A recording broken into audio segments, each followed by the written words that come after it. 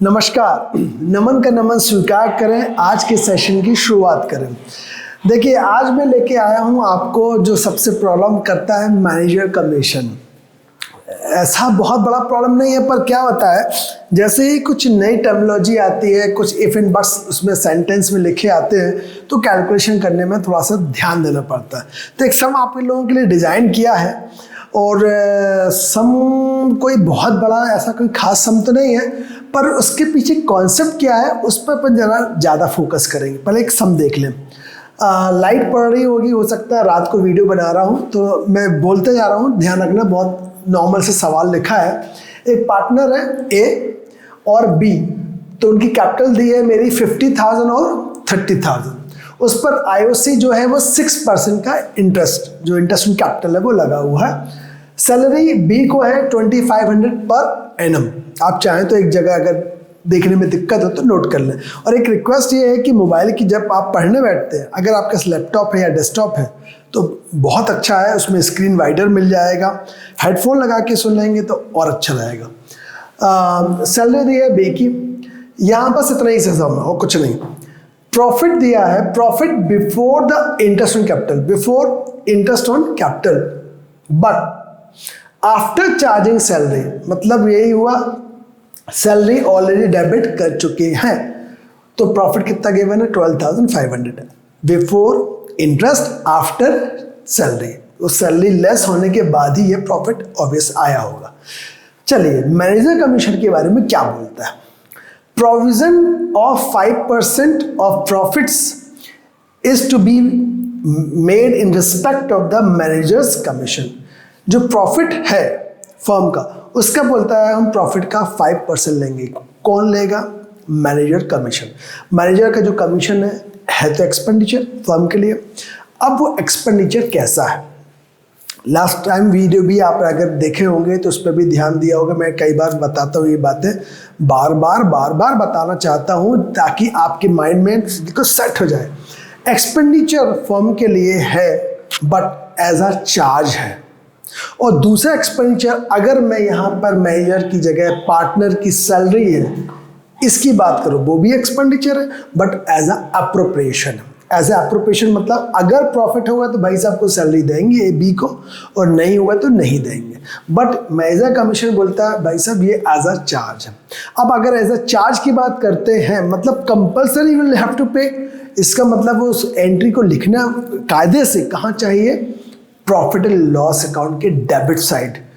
जब आप P&L बनाते थे लास्ट ईयर 11th में, तो कई बार सम ऐसे आते थे ना, फाइनल अकाउंट बनाया, ट्रेडिंग आया, ग्रॉस लॉस आ गया, तो गलत कौन हो जाता था? हाँ सर, ग्रॉस लॉस आ सकता है।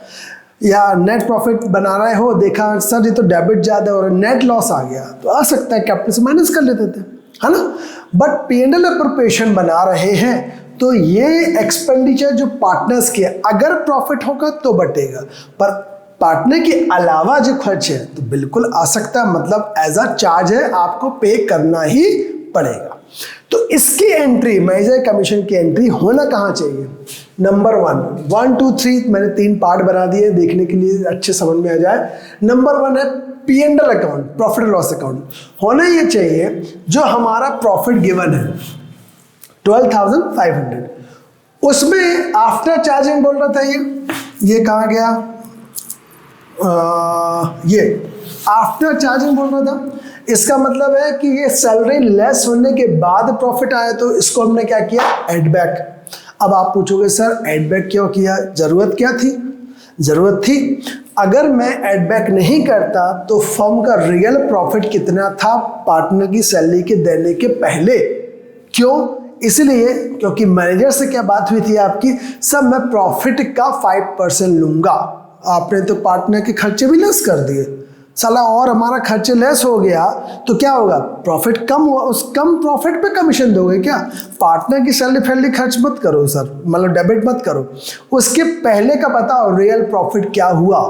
वो हो सकता है मैनेजर का जो कमीशन है वो सेल्स पर डिपेंड कर रहा हो या इसकी वर्किंग स्टाइल पर डिपेंड कर रहा हो।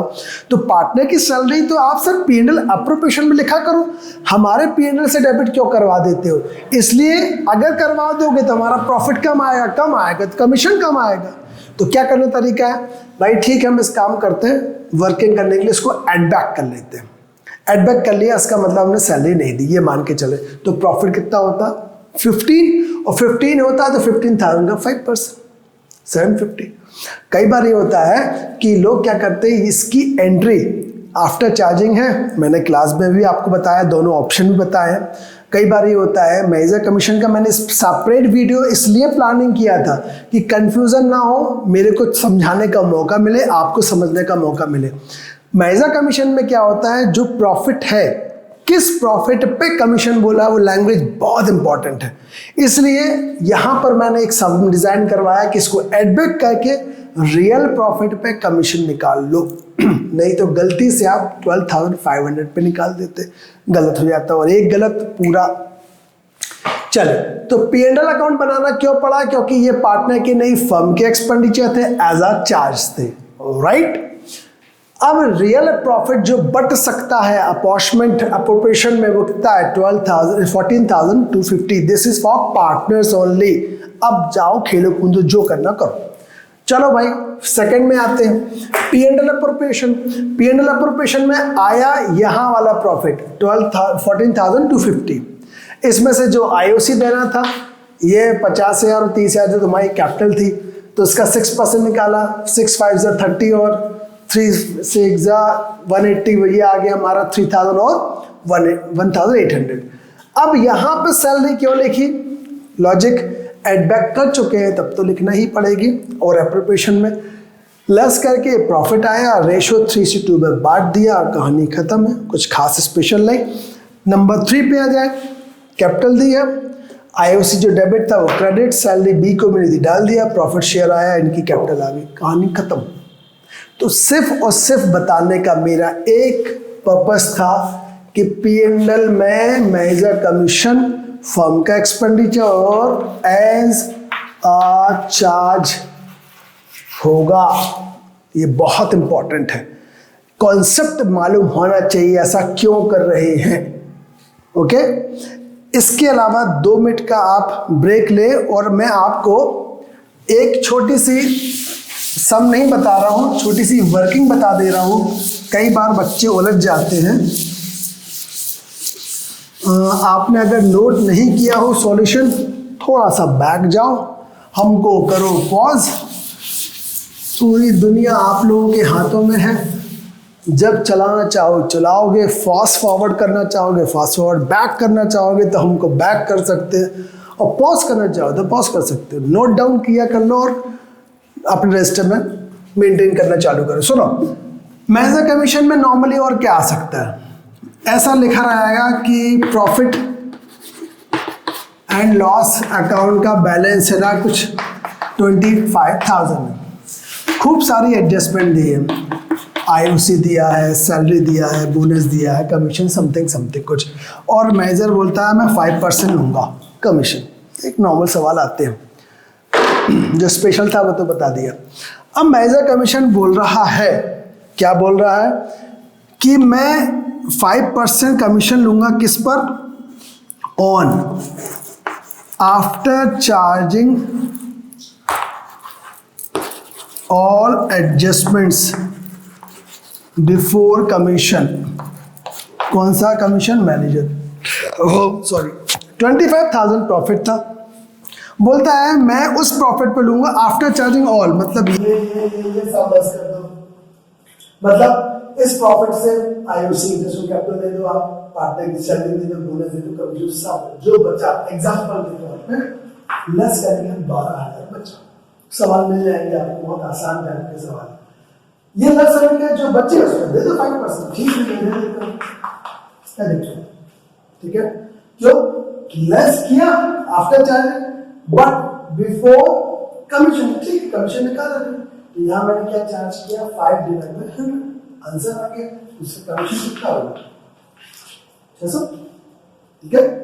छोटा सा चेंज देखो, अगर इसकी जगह ऐसा लिखा रहता, मैं कमीशन लूंगा sir after all adjustments including commission, मेरा मेजर कमीशन भी चार्ज करने के बाद वाले प्रॉफिट पे 5%।